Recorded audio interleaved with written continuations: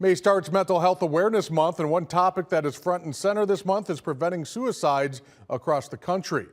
Angela Cummings, who works with the American Foundation for Suicide Prevention Illinois chapter, says the signs are noticeable, like talking about it, showing their behavior and mood.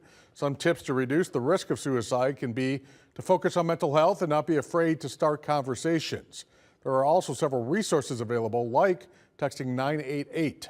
Cummings says we should always stress the importance of mental health, not just in May, but every day of the year.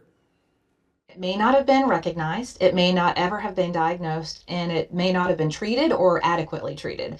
So by really being cognizant and proactive about mental health, that leads directly to suicide prevention. And we know we can save lives when people are being healthy with their